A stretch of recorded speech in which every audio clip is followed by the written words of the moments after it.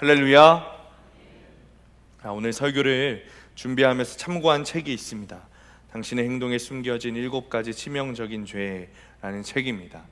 존 파이퍼 목사님과 몇 분의 신학자들이 함께 쓰신 작은 책자를 참고해서 말씀을 준비했습니다.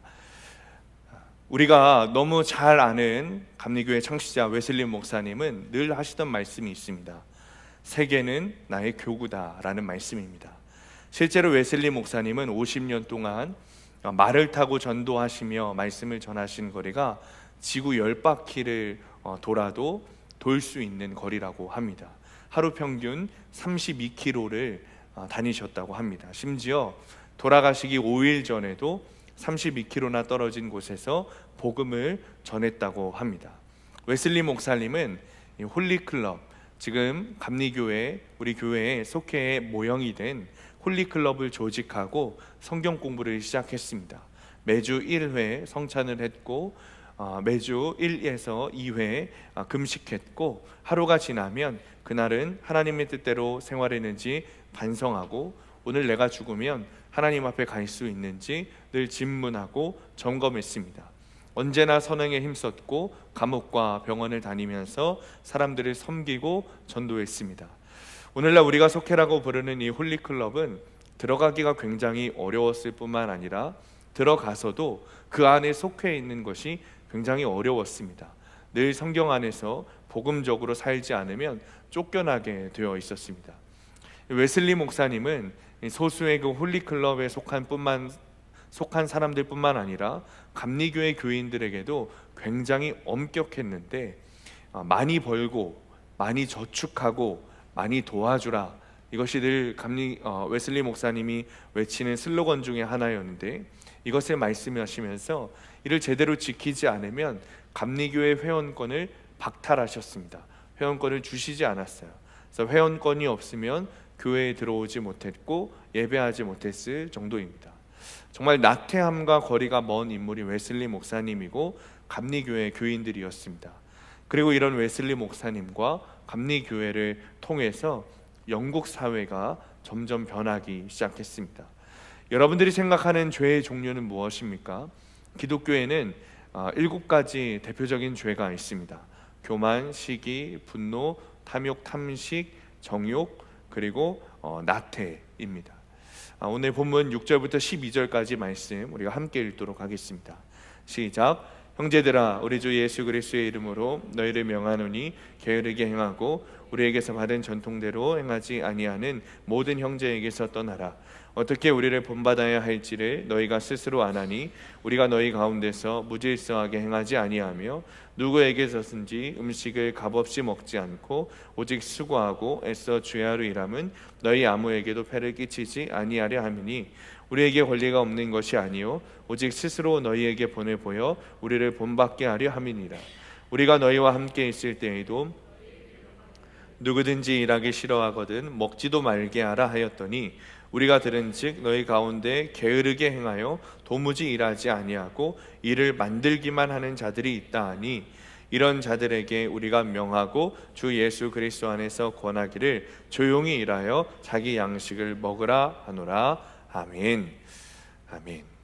우리가 생각하는 7대 죄악이라고 하면 보통 굉장히 큰 죄, 살인이나 유괴나 또는 강간 같은 이런 죄들을 지적할 것 같지만 사실은 그렇지 않다는 것이죠. 다 평범한 사람들, 우리와 같은 평범한 사람들이 걸려 들어가는 죄라는 거예요. 다 여기서 파생된다는 거죠. 교만, 시기, 분노, 탐욕, 탐식, 정욕, 분노, 나태, 오늘 본문에서 말하는 이 게으름, 그것이 죄라는 거예요.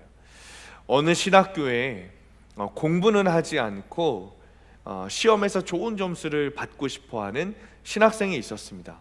그래서 기도만 하는 학생이 있었어요. 교수가 아무리 공부하라고 타일러도 공부하지 않았어요. 그저 구하는 이마다 받을 것이요 두드리는 얘기는 열릴 것이니라. 이 누가복음 10장 11절 말씀을 외우면서 공부는 안 하고 기도만 하는 거예요. 드디어 시험 시간이 됐습니다.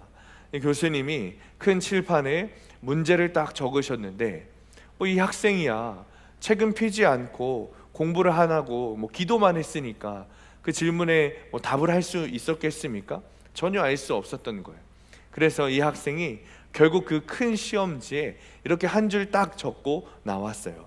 하나님은 다 아십니다. 이렇게 적고 나온 거예요. 이 답안지를 본 교수님이 채점란에 이렇게 썼습니다. 하나님은 다 아시니 100점, 학생은 다 모르니 빵점. 이렇게 썼다는 거예요. 여러분, 세상에는 믿음으로 산다는 명분 아래 자기 편리한 대로 사는 사람들이 굉장히 많습니다. 게을러서 노력하지 않는 것을 자신이 세상에 초연하거나 아주 자유로워서 믿음으로 살기 때문에 라고 착각하는 것이죠. 하지만 하나님은 다 알고 계세요.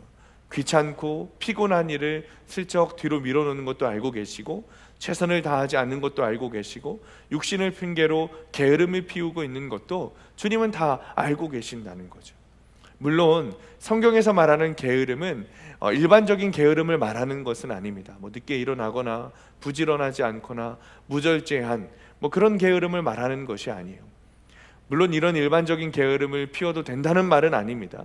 이런 일반적인 게으름을 포함해서 영적인 게으름을 말하고 있는 것이죠. 바울은 데살로니가 교인들에게 편지를 쓰면서 말하기를 6절에 게으르게 행하는 사람을 떠나라, 게으른 사람을 떠나라 이렇게 말하고 있어요. 이것은 두 가지 의미가 될 겁니다. 실제로 내 옆에 있는 사람이 게을러요. 그럼 그 사람에게서 떠나라는 것이 될 것이고, 또 내 안에 있는 게으름을 떠나보내라 이런 뜻이기도 한 것이죠. 그렇다면 우리가 떠나야 하는 게으름은 무엇인가? 오늘 주어진 본문을 통해서 우리가 함께 묵상하도록 하겠습니다. 첫 번째는 이거예요. 첫 번째는 나의 구원에 대한 게으름에서 떠나야 한다는 거예요. 바울이 데살로니가 교회 교인들에게, 이 성도들에게 게으름에 대해서 지적한 이유가 있었습니다. 당시 데살로니가 교회 가운데 이단들이 있었어요. 이 이단들 중에 그리스도가 이미 재림했다라는 소문을 퍼뜨리는 이단들이 있었던 거죠. 또 자신을 그리스도라고 말하는 적그리스도들이 있었습니다. 그 말이 무슨 뜻이냐? 주님이 재림했다, 내가 다시 임한 그리스도다라고 말하는 그런 이단들이 있었다는 말은 무슨 뜻이냐면 이 땅에 종말이 왔다는 겁니다. 이 땅에 종말이 왔다는 거예요. 그러니까 종말이 왔기 때문에 아무것도 하지 않아도 된다라는 말인 거죠. 그런데 문제는 데살로니가 교회 성도들 중에 이런 이단의 미혹에 빠진 사람들이 있었어요. 그래서 정말 일도 안 하고 예배도 안 드리고 신앙생활도 제대로 안 하고 그냥 아무것도 하지 않는 게으른 사람들이 생겨나기 시작한 거죠. 그러니 바울이 얼마나 마음이 속상했겠어요. 물론 그리스도인은 죽음을 기다리는 자들입니다. 종말을 기다리는 자들이에요. 그러나 그렇다고 해서 아무것도 하지 않아도 된다는 말은 아닙니다. 죽음을 기다린다는 의미는 아무것도 한다는 것이 아니라, 죽음을 기다린다는 것은 죽음을 잘 준비한다는 뜻인 거예요. 종말을 기다린다는 것은 아무것도 하지 않는다는 게 아니라 내가 맞이할 종말을 잘 준비한다는 거예요. 죽음 이후의 삶을 준비하는 사람들을 말하는 것이죠. 이제 다 끝났어, 아무것도 필요 없어, 그냥 마냥 기다리기만 하면 돼 하는 사람들이 아니라는 거예요. 죽음을 잘 준비하고 내가 정말 죽음을 맞이했을 때 주님께서 나를 보시고 칭찬하시고 나의 손을 붙잡고 천국문에 들어갈 수 있는 그런 사람이 되기 위해서 준비를 해야 한다는 것이죠. 여러분, 우리의 인생의 목적이 뭐라고요? 인생의 목적은 거룩이고 인생의 결론은 구원이 되어야 하는 것이죠. 나의 구원을 위해서 이 땅에서 거룩을 살아가는 사람들이 그리스도인입니다. 다시 말하면 나의 구원을 위해서 우리가 게으르지 않아야 된다는 거예요. 그런데 놀랍게도 실제로 이런 이단들이 우리나라에도 있었어요. 1987년 일어났던, 여러분 기억하세요? 오대양 집단 살인 사건 기억하시는 분들이 있을 수도 있어요. 오대양이라는 한 회사의 사람들이 집단 자살을 했습니다. 32명이 죽었어요. 자신들의 공장 식당 천장에 올라가서 그 회사의 대표였던 박순자와 그의 가족 등 해서 이 32명이 다 죽은 거예요. 집단 자살을 했어요. 이 사람들이 속했던 이단이 구원파였습니다. 당시 구원파에는 몇 날, 며칠, 몇 시에 종말이 온다고 예언했는데 이 사람들이 그 말을 믿고 종말을 맞이하기 위해서 모여 있었던 거예요. 그런데 종말이 왔어요, 안 왔어요, 여러분? 안 왔잖아요. 안 왔어요. 종말이 오지 않자 이 박순자와 그의 가족들이 남아있던 그 29명의 사람들을 죽이고 자신들은 자살한 거예요. 그런 사건이 오대양 집단 자살 사건이에요. 아주 사회에 큰 파장을 일으켰죠. 오늘 본문에서 바울이 말하는 이단이, 오늘 본문에 나오는 이단이 아주 똑같은 거예요. 똑같은 종류의 이단입니다. 이런 행동이 정말 나의 구원을 위해 옳은 일일까? 그렇지 않다는 거죠. 어떤 사람들은 이렇게 말하기도 하더라고요. 이단이지만 그들은 종말을 기다리기 위해서 최선을 다했다. 잘못된 믿음이긴 하지만 그들이 자신들의 구원을 위해서 게으르지는 않았다. 그럼 말도 안 되는, 말 같지도 않은 소리를 하고 있는 거예요. 실제 있었던 일입니다, 여러분. 한 남자가 심장마비에 걸려서 병원에 실려갔어요. 의사들이 심폐소생술을 했지만 살려낼 수 없었습니다. 죽게 되었어요. 그런데 의사가 이 사람을 보는데 뭐가 좀 이상한 거예요. 죽었는데 손을 꽉 쥐고 죽은 거죠. 그래서 이 사람의 손가락을 하나하나 피는데 이 손에서 나온 것이 뭔지 아십니까? 화투 2장이 나온 거예요. 화투 2장. 근데 그 화투가 뭐냐면 38광땡이었다는 거예요. 저는 화투를 잘 모르지만 38광땡이 좋은 패라고 하더라고요. 그러니까 이 사람이 했던 판이 얼마짜리 판이었는지는 모르지만 자기 손에 이 38광땡이 들어온 것을 보고 얼마나 흥분을 했는지 심장마비에 걸려서 죽어버린 거예요. 그러니까 이 사람이 얼마나 노름의 열정을 가지고 있었는지 38광땡을 보고 죽어버린 거라니까요. 여러분, 우리가 이 사람 보고 부지런하다고 할 수 있습니까? 그렇게 말하지 못해요. 그럴 수 없다는 거예요. 한 남자가 소파에 누워서 리모컨만 들고 TV를 보고 있었습니다. 집안 꼴을 보니까 아주 거지꼴이에요. 막 돼지우리도 이런 돼지우리가 없어요. 쓰레기도 막 빨래도 막 다 널브러져 있고 아주 냄새가 납니다. 냄새가 나요. 그런데 치울 생각을 안 하고 그냥 소파에 누워서 TV나 보고 앉아 있는 거예요. 그런데 이 사람이 리모컨을 돌리다 보는데 리모컨이 말을 안 듣는 겁니다. 말을 안 듣는, 건전지가 다 단 거죠. 이 사람이 어떻게 했을까요? 게으르게 행동했을까요? 아닐 거예요. 벌떡 일어나가지고 당장 달려가가지고 건전지를 사와서 리모컨 배터리를 갈았을 겁니다. 여러분, 노름을 하는 사람 보면 야, 사람이 왜 저렇게 인생을 살까? 뭐 그러죠. 다른 사람이 보기에는 이 사람은 아무것도 안 하는 사람인데 정작 노름하고 있는 이 사람은 이 노름에 목숨을 걸고 있는 사람이에요. 집에 감춰놓은 통장은 없는지, 와이프가 장롱에 숨겨놓은 비상금은 없는지 찾아내는 거예요. 목숨 걸고 노름하는 겁니다. 그런데 우리가 이 사람을 보고 부지런하다고 말할 수 있습니까? 그렇지 못한다는 거죠. 결국 게으르다는 것은 단순히 우리의 행동이 빠르냐 느리냐의 차이가 아니에요. 무엇을 하느냐의 차이인 거죠. 무엇을 하고 있느냐. 아무리 목숨 걸고 노름을 해도 그 사람은 게으른 사람인 거죠. 아무리 빨리 달려나가가지고 편의점에서 배터리를 사와도 그 사람은 게으른 사람인 거예요. 그렇다면 성경에서 말하는 게으름은 무엇이냐? 성경에서 말하는 게으름, 그게 뭐냐면 나의 구원을 위해서 아무것도 하지 않는 사람을 게으른 사람이라고 말하는 거예요. 세상에서 날고 기고 열심히 살아도 나의 구원을 위해서 아무것도 하고 있지 않다면 그 사람은 성경적 관점으로 보면 게으른 사람인 거죠. 내가 열심히 돈을 벌어도, 내가 정말 열심히 내 건강을 위해서 운동을 해도, 내가 열심히 자녀들의 학업을 위해서 내신 관리하려고 막 쫓아다니고 애를 쓰고 돌아다녀도 나의 구원을 위해서 아무것도 하고 있지 않다면 그 사람은 게으른 사람인 거예요. 여러분은 여러분의 구원을 위해서 무슨 일을 하고 계십니까? 일하지 말라는 게 아니죠. 열심히 살지 마시라는 게 아닙니다. 일한다는 핑계로, 열심히 산다는 핑계로 나의 구원에 대한 일은 아무것도 하지 않으니 그것이 문제라는 거예요.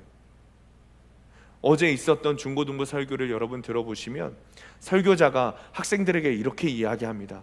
친구들 같이 놀 때 놀고, 같이 놀고, 친구들 공부할 때 교회 간다고 하니까 부모님들이 걱정한다는 거예요. 그러니까 이렇게 말해요. 여러분은 친구들 놀 때 공부해야 되고 친구들이 공부할 때 주일 예배 와야 됩니다. 이렇게 얘기하더라고요. 그러니까 친구들 놀 때 공부를 해야 주일 예배 드리러 올 수 있다는 거예요.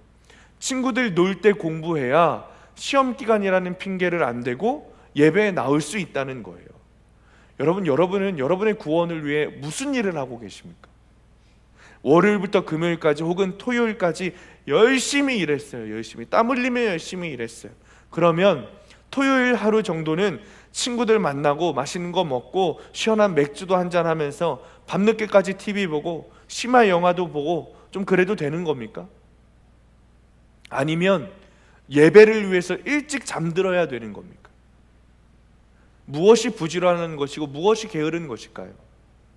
또 성도님들 중에는 야 주일 예배 드렸으니 땡 그럽니다. 그러니까 주일 예배 드렸으니 다 했다는 거예요. 정말 그렇습니까? 주일 예배 드렸으면 다 한 겁니까? 마태복음에 보면 달란트 비유가 나오죠. 5달란트 받은 사람, 3달란트 받은 사람, 1달란트 받은 사람 나와요. 5달란트 받은 사람과 3달란트 받은 사람은 열심히 일해서 이익을 남겼어요. 그러자 주인이 그 둘에게 뭐라고 말하죠? 착하고 충성된 종아, 이렇게 말하잖아요. 근데 1달란트 받은 사람은 어떻게 했어요? 땅에다 숨겨놨어요. 그리고 주인이 올 때까지 아무 일도 하지 않았어요. 뭐 이상한 말도 안 되는 핑계를 대면서 주인한테 내가 땅에다 묻어놨다 이렇게 이야기를 하니까 주인이 그 종에게 뭐라고 얘기합니까? 악하고 게으른 종아 그랬어요. 게으른 것이 악한 거예요. 여러분, 굉장히 무서운 말입니다. 이 사람은 달란트를 받았어요. 1달란트 받은 사람도 달란트를 받은 거예요. 안 받은 게 아닙니다. 못 받은 게 아니에요. 어떻게 해석하는가에 따라 나름이지만 달란트를 받았다는 것은 이 사람이 그리스도인이라는 의미입니다. 선행 은총으로 믿음을 받은 거예요. 예수 그리스도를 믿게 된 거예요. 그런데 그 사람이 자신의 구원을 위해서 아무것도 하지 않았어요. 내가 어느 날 예수님을 만났어요. 예수님을 인격적으로 만났어요. 맞은 다음에 아무것도 하지 않은 거예요. 아무것도 하지 않았어요. 그러자 주님께서 뭐라고 말씀하신다고요? 너는 악하고 게으른 종이다. 그리고 그 종을 어떻게 하셨어요? 바깥 어두운 데로 내쫓아 버렸어요. 여러분, 나의 구원을 위해 뭘 하고 계십니까? 여전히 목사님 믿음으로 구원받지 않습니까? 행위 구원, 그거 잘못된 거 아닙니까? 여러분, 이렇게 말씀하실 수 있겠어요? 성경에는 분명히 기록되어 있어요. 달란트를 받은 자도, 내가 믿음으로 예수님 만나고 구원받았다고 확신한 자도 그 뒤에 아무것도 하지 않으면 그 달란트는 빼앗기는 거예요. 빼앗기는 거예요. 구원이 빼앗겨요. 바깥 어두운 데로 내쫓겨납니다. 바깥 어두운 데가 어디겠습니까, 여러분? 어딜까요? 불구덩이 같은 지옥이라는 것은 분명한 사실이죠. 행위로 구원받는다고 말씀드리는 것 아닙니다. 아니에요. 믿음으로 구원받죠. 그러나 구원받은 자가 나 구원받았다고 뻐기고 아무것도 안 하고 그냥 게으르게 앉아 있으면 주님은 토로 가지고 가세요. 빼앗으세요. 징계를 주시다 못해 그냥 내버려 두세요. 그날이 올 수 있는 거예요. 도로 빼앗기는 그날이 올 수 있다는 거예요. 주여 주여 하는 자마다 천국에 들어가는 것이 아니라고 주님이 말씀하셨어요.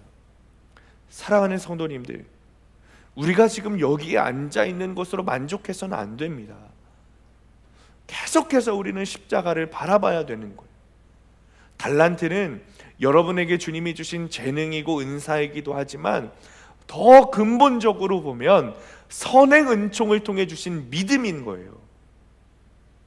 주님의 은혜로 주신 믿음을 가지고 내가 나의 구원을 위해 무엇을 해야 하는가 고민해야 되는 겁니다. 모든 예배에 참석해야죠.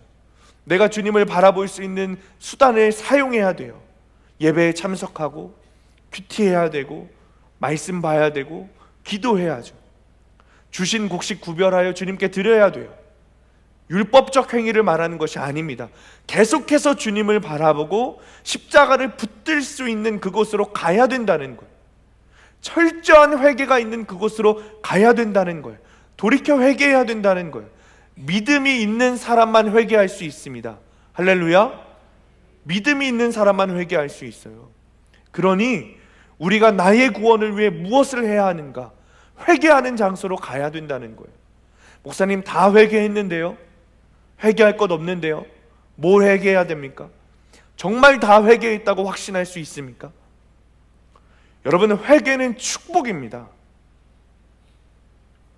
내가 회개할 것이 생각나는 것이 축복이에요. 여러분의 죄를 볼 수 있다는 것이 축복인 거예요. 회개하지 않은 죄가 없을 때까지 회개하는 것이 축복인 거예요. 회개는 돌이키는 것인데 여러분 정말 돌이켰습니까? 정말 돌이키셨어요? 그리스도인이라는 말은 뭐라 그랬죠? 예수 그리스도의 말씀과 명령에 순종하는 사람이 그리스도인이라 그랬잖아요. 불순종은 죄입니다. 오늘 말씀 묵상하고 주님이 주신 말씀에 순종하셨습니까? 오늘 말씀 묵상하고 주님이 적용하라고 하신 그것에 적용하셨습니까? 하지 않았다면 불순종인데 회개하셨습니까? 목사님, 전 자유한데요? 목사님, 전 이제 죄에 대해서 자유해요. 주님이 불순종할 자유도 주셨습니까? 주님이 회개하지 않아도 될 자유를 주신 겁니까? 목사님, 큐티 어렵습니다. 말씀 묵상 어렵습니다. 새벽에 일어나기가 힘듭니다. 어렵다는 핑계로 주님 뜻대로 살지 않으실 거예요? 어렵죠. 어렵습니다. 어려운데 어려워요. 근데 어려운데 주님 뜻대로 살지 않을 거냐고요? 어렵다는 핑계로. 말씀 묵상해야죠. 기도해야죠. 기도만 하고 말씀 묵상하지 않는 분들도 있어요. 그런데 성경에 뭐라고 기록되어 있죠? 기도 역시 말씀으로 분별해야 된다고 성경에 기록되어 있어요. 어렵다는 핑계로 주님 뜻대로 살지 않겠다는 말이 주님께 통하겠느냐 이 말인 거예요.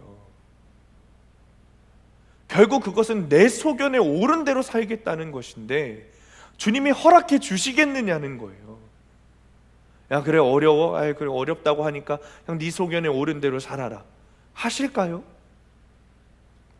주님은 분명히 그런 이들을 두고 게으르다고 말씀하실 거예요. 용서하지 못하시는 분들이 있으시죠? 내 옆에 있는 사람, 용서하지 못하는 사람 보고도 주님은 게으르다고 말씀하실 거예요.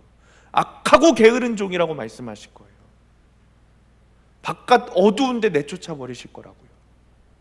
제자 훈련하라고 권유하시면 이렇게 말씀들을 하시죠. 목사님, 조금 이따가 하겠습니다. 다음 기수에. 시간이 없다는 것은 핑계고 진짜 이유가 있습니다. 진짜 이유가 있어요. 제자 훈련 받으면 내가 은혜 받을 것을 알기 때문에 내 영이 피하는 거예요. 도망가는 거예요. 여러분 계속 도망가실 거예요? 도망가다 어디까지 도망가실 거예요? 제자 훈련 통해서 은혜 받으면 나는 죽고 예수로 사는 삶을 살아야 되는데 그것이 두려운 거죠. 하나님 주신 시간, 건강, 물질 어떻게 써야 되는지 알게 되고 그동안 내가 허비했던 시간과 건강과 물질을 보고 주님께서 나에게 게으르다고 책망하실 것이 분명한데 이제는 그렇게 게으르게 살지 못할 것을 내가 영적으로 아는 거예요. 그러니 도망가는 거죠. 여러분, 나의 구원을 위해서라면 해야 하는 거예요. 왜 자꾸 큐티하라고 말씀드리죠? 왜 자꾸 기도하라고 말씀드리는 걸까요? 왜 자꾸 제자 훈련 받으라고 돌이켜 회개하라고 말씀드리는 걸까요? 여러분의 구원을 위해서예요. 나 스스로의 구원을 위해 게으르지 않는 성도님들 되시기를 축원합니다. 적용 질문입니다. 내가 게을렀던 거룩의 일은 무엇입니까? 나의 구원을 위해 어떤 일을 하고 있습니까? 자, 두 번째, 무엇을 게으르지 말아야 하는가? 다른 이들의 구원을 위해 게으르지 말아야 돼요. 13절에서 15절 함께 읽습니다. 시작. 형제들아, 너희는 선을 행하다가 낙심하지 말라. 누가 이 편지에 한 우리 말을 순종하지 아니하거든 그 사람을 지목하여 사귀지 말고 그로 하여금 부끄럽게 하라. 그러나 원수와 같이 생각하지 말고 형제같이 권면하라. 아멘. 많은 사람들이 다른 사람들에게 복음을 전하는 것을 어려워합니다. 그렇죠? 복음을 전하는 것을 어려워해요. 그리고 핑계를 대는데 어떤 핑계를 대느냐? 내가 선한 마음으로 복음을 전해도 그 사람이 들어먹질 않는다는 거예요. 순종하지 않는다는 거죠. 그런데 바울은 낙심하지 말고 끝까지 복음을 전하라, 권면하라 말하고 있어요. 14절 15절 말씀을 메시지 성경으로 읽으면 이렇게 말합니다. 이 편지에 담긴 우리의 명확한 지시를 따르지 않는 사람이 있거든 내버려 두지 마십시오. 그런 사람을 지적하고 그의 무의도식을 눈감아주지 마십시오. 그러면 그는 다시 생각하게 될 것입니다. 그러나 그를 원수처럼 대하지는 마십시오. 그를 앉혀놓고 걱정하는 심정으로 그 문제를 꺼내 상의하십시오. 여러분, 가족들의 구원을 위해서 걱정하고 있습니까? 그렇다면 그 가족들의 구원을 위해 무엇을 하고 있습니까? 어떻게 복음 전하고 계세요? 가족들의 구원에 대해서 대부분의 그리스도인들은 기도합니다. 근데 문제는 기도만 합니다. 기도도 중요하죠. 복음을 전하는 것에 있어서 구원을 위해서 기도보다 중요한 일은 없습니다. 기도보다 중요한 일은 없어요. 그런데 문제는 기도만 한다는 것이 문제예요. 걱정만 한다는 것이 문제예요. 때가 되면 교회에 나오겠죠? 라고 말하는 것만 문제라는 거죠. 예전에 교회 다녔으니까 때가 되면 교회에 나오겠죠? 그렇게 말하는 것이 문제라는 거예요. 물론 때가 있겠죠. 때가 있을 겁니다, 분명히. 근데 그때가 어떻게 오느냐는 거예요. 내가 복음을 전해야 그때도 오는 겁니다. 그냥 놔두는데 그때가 어떻게 와요, 여러분? 바울이 뭐라고 이야기하죠? 내버려 두지 말아라. 지적하라. 무의도식을 눈 감아주지 말아라. 분명하게 말하고 있어요. 내버려 둬라 이렇게 말합니까? 이 사람이 옛날에 예수 믿었으니까 교회 학교 때 교회 나왔으니까 언젠간 때가 있겠지. 그러니까 내버려 둬라 이렇게 말합니까? 아니에요. 내버려 두지 말아라. 지적해라. 무의도식을 눈 감아주지 말아라 말한다고요. 또 이런 분들도 있죠. 가족 간에 불화가 올까봐 무서워서 복음을 전하지 못한다. 그런데 여러분, 구원을 위해서라면 일시적 화평이 깨질 것을 두려워해서는 안 됩니다. 주님은 내가 화평을 주러 온 것이 아니라 검을 주러 왔노라 말씀하셨어요. 구원이 없으면 이 땅의 화평은 소용없는 거예요. 이 땅에 불화가 일어날까봐 구원을 전하는 일을 피하고 그냥 하하호호 지내면 뭐합니까? 복음을 전하지 않으면 구원이 없는데, 이 땅에서 잘 먹고 잘 살고 잘 지내면 뭐합니까? 나는 죽어서 천국 가는데 내 가족들은 지옥에 가는데, 이 땅에서 그러고 있으면 뭐하냐는 거예요. 무슨 소용이냐는 거죠. 믿음이 있는 사람은 복음을 전할 수밖에 없어요. 내가 복음을 지금 전하지 않고 있다는 것은, 두려워한다는 것은 내 안에 믿음이 있는지 없는지 점검해 봐야 돼요. 하나님을 두려워하는 것보다 더 두려워하는 것이 있다는 뜻이거든요. 하나님을 두려워하는 것보다 내 가족이 더 두렵다는 거예요. 이 땅에서 일시적 화평이 깨질 것을 두려워하지 마세요. 복음을 전해야 됩니다. 그래야 내가 사랑하는 가족들이 구원을 받아요. 무의도식을 눈 감아주지 말아라. 지적해라. 그러면 어떻게 된다고요? 그는 다시 생각하게 될 것이다. 그러니까 복음을 전해야 내가 전한 그 사람도 복음에 대해, 예수님에 대해 생각하게 될 것 아니겠습니까? 그 당시에 무언가 어려움이 닥쳐도 내 남편이, 내 부모가, 내 자녀가 그만 이야기해 말하면서 문 꽝 닫고 들어가도 복음을 전해야 돼요. 그 영혼에게 복음이 들려진 이상, 그 음성이 들려진 이상 그 영혼에 뭔가 생각나게 하는 것들이 있어요. 그것이 복음의 능력입니다. 전하지 않으면 되지 않아요.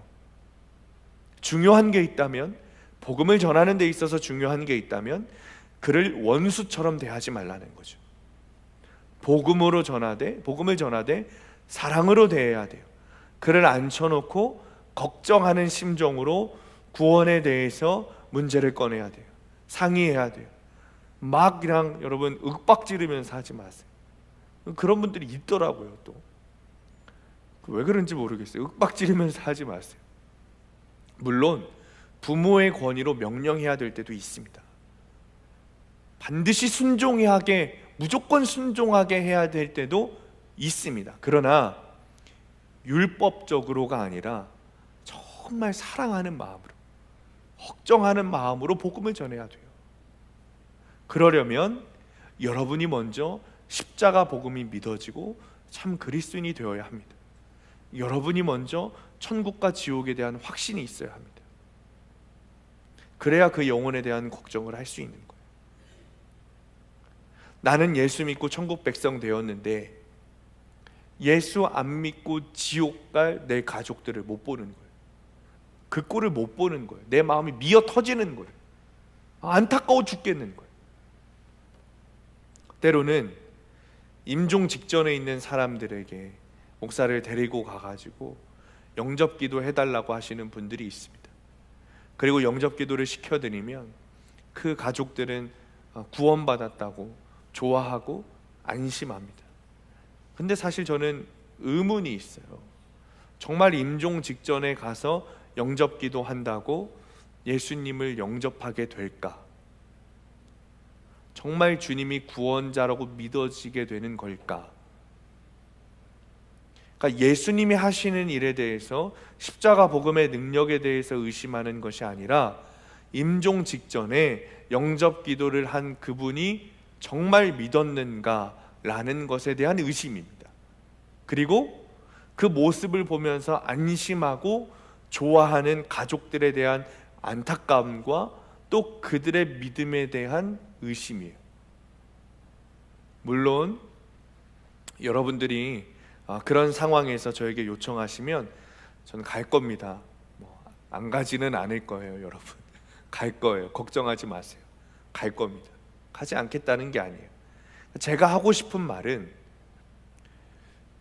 어릴 때부터 교회를 다녀도, 그러니까 모태신앙, 엄마 뱃속에서부터 교회를 다녀도 정말 예수님을 나의 구원자로 믿고 십자가 복음이 믿어지고 참 그리스도인으로 살아가는 것이 이렇게나 어려운데, 그러니까 어릴 때부터 교회를 다녀도 정말 내가 그리스도인으로 사는 것이 이렇게나 어려운데, 그 마지막에 숨이 꼴딱꼴딱 넘어갈 때 믿는다고 해서 정말 믿어질까라는 거죠. 그러니까 여러분, 시간이 다 되었는데도 복음을 전하지 못해서 후회하지 마시라는 거예요. 지금 당장 복음을 전하시라는 거예요. 후회하지 마시고. 천국 가는 것보다, 구원 받는 것보다 더 중요한 일은 없습니다. 그러니 여러분들의 가족들에게 지금 당장 복음을 전해야 되는 거예요. 우리는 우리의 미래가 어디 있는지 모릅니다. 내가 언제 죽을지 몰라요. 여러분, 내일 아침에 잘 자고 일어나서 숨 쉬고 있는다는 보장이 있습니까? 저도 없고 여기 있는 모든 사람이 없습니다. 그런 보장은 없어요. 누구도 나의 미래를 알지 못합니다. 그러니 복음을 전해야 돼요. 인생의 결론이 구원이 되기 위해서는 한시라도 빨리 내 가족들에게 구원을 전해야 되는 거예요. 복음을 전해야 되는 거예요. 가족들의 구원을 위해 게으르지 말아야 할 이유가 여기 있는 거예요. 가족들의 구원을 위해 게으르지 않으시는 성도님들 되시기를 축원합니다. 적용 질문입니다. 나의 가족들은 믿음이 있습니까? 나의 가족들은 지금 죽으면 천국에 갈 수 있습니까? 가족들의 구원을 위해 무엇을 하고 있습니까? 자, 세 번째, 어디에서 게으르지 말아야 하는가? 공동체의 구원을 위해 게으르지 말아야 합니다. 16절에서 18절 말씀 함께 있습니다. 시작. 평강의 주께서 친히 때마다 일마다 너희에게 평강을 주시고 나 바울은 친필로 문안하노니 이는 편지마다 표시로서 이렇게 쓰노라. 우리 주 예수 그리스도의 은혜가 너희 무리에게 있을지어다. 아멘. 여러분, 다시 말하지만 그리스도인은 각자 도생하는 존재가 아닙니다. 각계 전투하는 존재가 아닙니다. 머리 되시는 예수 그리스도 밑에 한 몸으로 교회라는 공동체를 만들어 주셨어요. 그래서 이 공동체, 우리 수암교회 공동체, 속회 공동체를 바르게 세워나가야 돼요. 우리가 속한 이 공동체의 구원을 위해 우리가 부지런히 일해야 돼요. 게으를 수 없어요. 우리가 이 공동체를 어떻게 세워나가는지에 따라 우리 공동체가 정말 방주와 같은 안전한 공동체가 되는지, 아니면 금방 무너질 지푸라기 같은 존재가 될지는 여기에서 정해지는 거예요. 공동체를 세우기 위해서는 첫 번째로 나눔이 중요합니다. 무엇을 나누는가가 굉장히 중요해요. 18절 말씀 보면 우리 주 예수 그리스도의 은혜가 너희에게 있다. 그러니까 주 예수 그리스도의 은혜를 나누는가, 아니면 세상적인 관심사를 나누는가, 이것이 너무나도 중요한 문제예요. 여러분의 속회 공동체에서는 무엇을 나누고 계십니까? 그냥 형식적으로 예배드리고 헤어지려고 하지 마시고 말씀을 나누고 말씀으로 해석된 삶을 나눠야 돼요. 거기서 우리가 힘을 얻고 주님의 은혜를 누리고 주님의 위로를 누리는 거예요. 우리가 넘어졌을 때 붙들어 세워질 공동체가 있다는 것이 얼마나 귀한 일인지 여러분 알아야 됩니다. 지금 우리는 다 각자마다 믿음의 수준이 다 다르지만 누구도 여기에 안심할 수 없어요. 누구도 나는 더 이상 흔들리지 않을 수 있고 나는 더 이상 사탄의 유혹에 넘어지지 않을 수 있어 라고 확신할 수 없다는 거예요. 낙심하고 있을 때, 절망에 빠져 있을 때, 넘어져 있을 때 혼자 일어서는 것 여러분 쉽지 않습니다. 정말 어려운 일이에요. 누군가 붙들어줘야 되고 누군가 일으켜 세워줘야 되고 누군가 다시 말씀을 보여줘야 되는 거예요. 그래서 안전한 공동체 안에, 말씀 공동체 안에 있어야 되는 겁니다. 그래서 붙어만 있으라는 거예요, 공동체 안에. 그러니 우리가 속한 이 공동체를, 이 공동체의 구원과 공동체에 세우는 일에 있어서 게으르지 말아야 합니다. 누군가 돕기 위해 말씀 공동체를 세워나가지만 결국에 결과적으로 본다면 이 공동체가 반듯하게 세워지고 우리가 그 공동체 안에만 있으면 결국에 결과적으로 보면 내 신앙을 지켜가는 것이고 내 믿음을 지켜가는 것이 됩니다. 그러니까 교회를 세우고 속회를 세우는 일이 남 좋으라고 하는 일이 아닙니다. 나 좋으라고 하는 일인 거예요. 내 신앙을 위해, 내 믿음을 위해 공동체를 세워나가는 거예요. 그러니까 여러분, 속장님들이 전화해서 속회 예배 드리자고 하면 거부하지 마세요. 거부하지 마세요. 좀 마음에 안 들어도 같이 세워나가야 되는 거예요. 속회원들 중에 마음에 안 드시는 분들이 있습니까? 그들 중에도 여러분 마음에 안 드는 사람들이 있어요. 그러니까 누군가 마음에 안 들어서 속회를 안 드린다? 여러분께 무슨 의미냐면 내가 세상적 가치관으로, 여전히 세상적 가치관으로 상대방을 보고 있다는 증거인 거예요. 우리는 한 몸인데 마음에 들고 안 들고가 어디 있습니까? 우리 교회가 세워져 가고 있듯이 속회도 세워져 가고 있는 거예요. 어떤 속회를 가면 완벽한 속회를 만날 수 있을까요? 시간이 없고 만날 장소가 없고 그 사람이 마음에 안 들고 나는 되는데 저 사람은 시간 안 된다 그러고 자꾸 이 핑계 저 핑계 될 게 아니라는 거예요. 이 조건 맞고 이 조건 저 조건 안 맞고 할 것이 아니라는 거예요. 우리는 한 몸이에요. 예수 그리스도라는 머리 밑에 있는 한 몸 된 공동체로 주님께서 만들어 주셨다는 거죠. 여러분 마음에 안 드는 몸이 있다고, 여러분 몸 중에 마음에 안 드는 것이 있다고 그거 떼어놓고 삽니까? 손가락이 마음에 안 들어 그러면 손가락 떼어놓고 살 거예요? 발가락이 마음에 안 들어 그럼 발가락 떼어놓고 사실 겁니까? 그럴 수 없다는 거예요. 한 몸인 거예요. 떼어서 살 수 없어요. 하나 되어 사랑하는 거예요. 아껴주는 거예요. 정말 그런 사람이 있더라고요. 누군가 물어보니까 자기 엄지발가락이 그렇게 크대요. 엄지발가락이 거의 주먹만 하대요. 그래서 발가락을 떼어버리고 싶대요. 근데 그 사람이 발가락을 다쳤어요. 발가락 고칠까요? 안 고칠까요? 누구보다 정성스럽게 약을 바르고 밴드 붙이고 치료하더라고요. 왜 그럴까요? 내 몸이니까, 한 몸이니까 생명처럼 여겨야 되는 거예요. 이 공동체에 속한 성도들, 교우들 한 몸으로 여겨야 돼요. 한 몸인 공동체를 세워가는데 게을러서는 안 됩니다. 또 공동체를 세워나가기 위해서는 나누는 것만큼 중요한 것이 있는데 공동체의 규칙을 지켜야 돼요. 6절 말씀 다시 보면 전통대로 행하지 않은 자를 떠나라 이렇게 말했어요. 교회의 전통대로, 교회의 규칙들, 교회가 해야 하는 마땅한 사명들을 지키고 따라야 되죠. 그리스도인이 교회고 교회가 공동체라는 존재라는 것이 깨달아졌다면 나는 내 마음대로 신앙생활 할 거야, 나는 혼자서 내가 알아서 내가 내키는 대로 신앙생활 할 거야 라는 말은 말도 안 된다는 사실을 알 겁니다. 성경에서도 말하고 있는 거예요. 교회의 전통대로, 교회의 규칙대로, 교회의 가르침대로 따르고 신앙생활하는 거예요. 새신자로 등록하신 분들은 새신자 양육 받으셔야 되고, 양육 끝나면 속회에 들어가셔야 되고, 여러분 속회는 감리교의 심장과 같은 겁니다. 생명과 같은 거예요. 꼭 반드시 참여하셔야 돼요.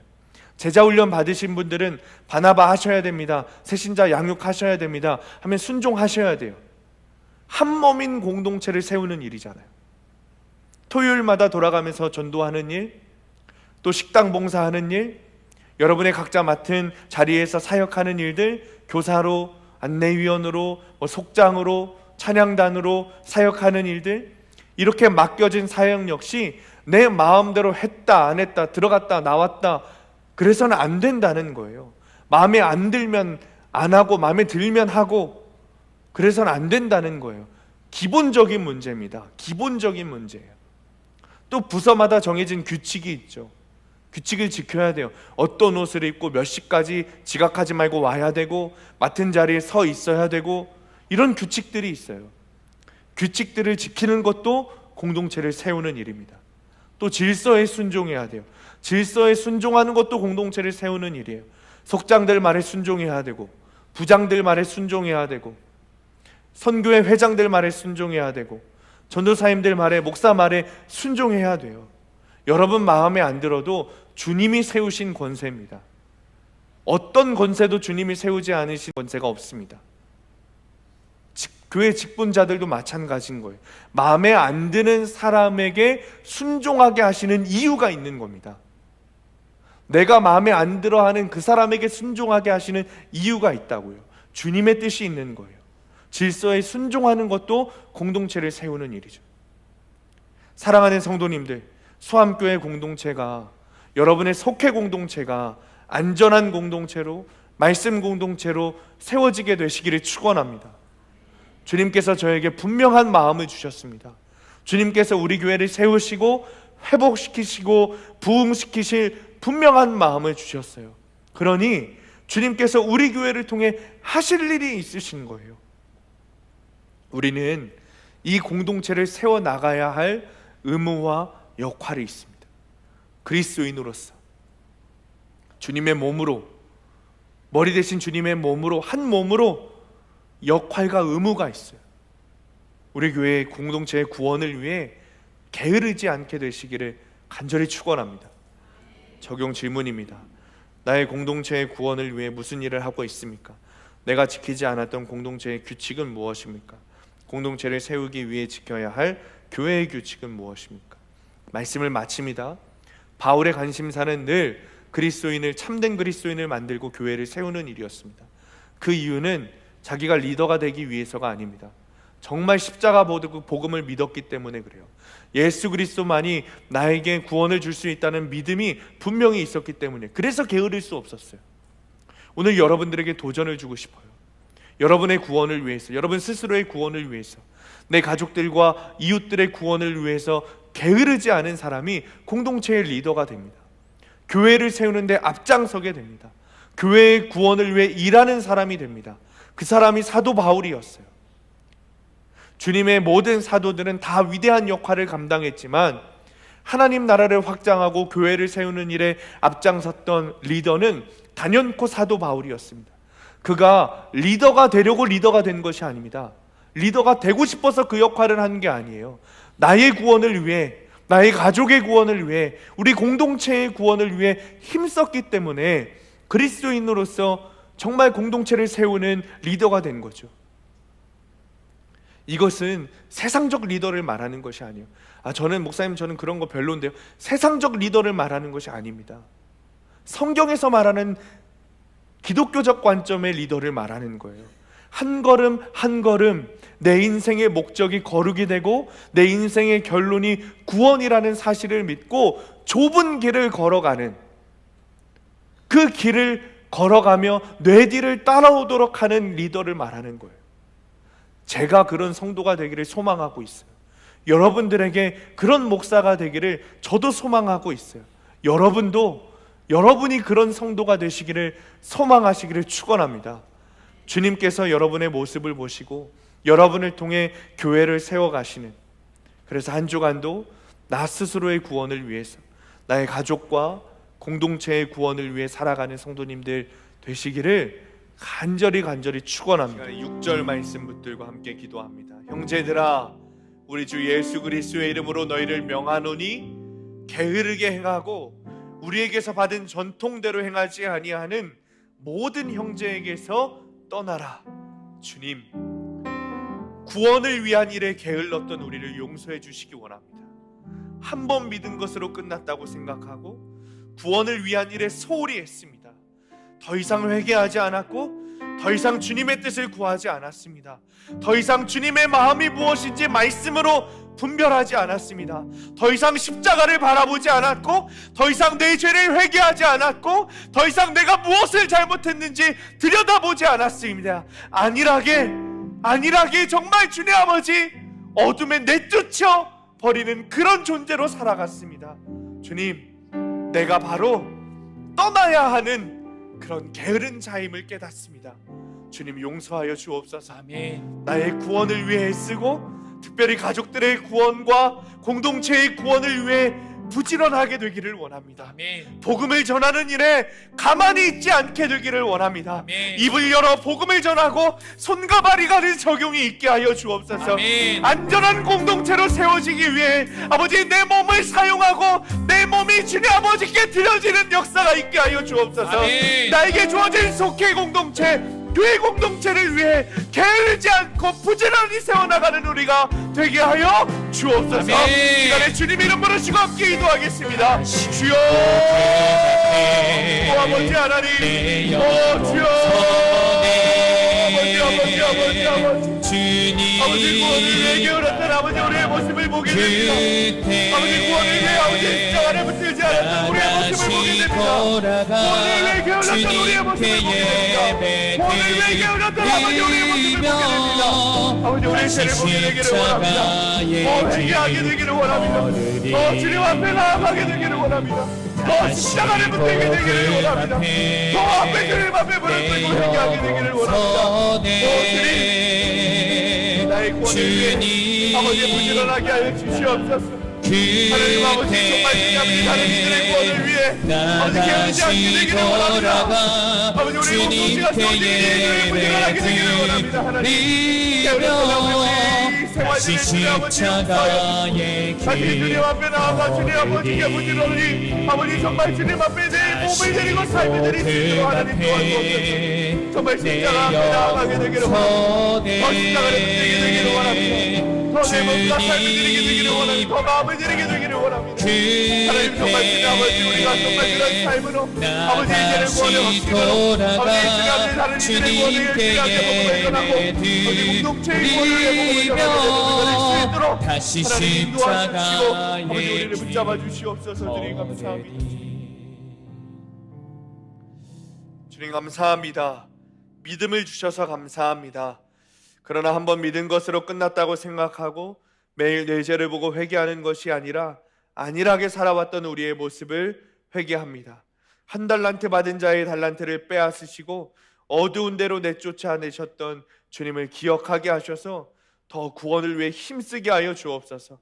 더 십자가를 붙들게 하여 주옵소서. 더 나의 몸과 삶을 드리게 하여 주옵소서. 나에게 맡겨진 가족들 그리고 교회 공동체, 속회 공동체의 구원을 위해 힘쓰게 되기를 원합니다. 복음을 전하는 일에 두려워하지 않게 하시고 더 담대히 복음을 전하게 하여 주옵소서. 그래서 공동체를 세워나가는, 교회를 세워나가고 속회를 세워나가는 우리가 되도록 하나님 인도하여 주옵소서. 이제는 예수 그리스도의 은혜와 하나님의 사랑하심과 성령님의 교통하심이 하나님의 은혜로 허락하신 믿음과 구원을 얻은 자로 살아가며 주님이 주신 구원을 놓치지 않기 위해 게으르지 않고 거룩하라 말씀하신 명령에 부지런하기를 결단하며 나아가는 모든 성도들 머리머리 위에, 그들의 가정과 일터와 학업 위에, 그리고 사랑하는 수암교회 위에 영원토록 함께 하시기를 간절히 축원하옵나이다. 아멘.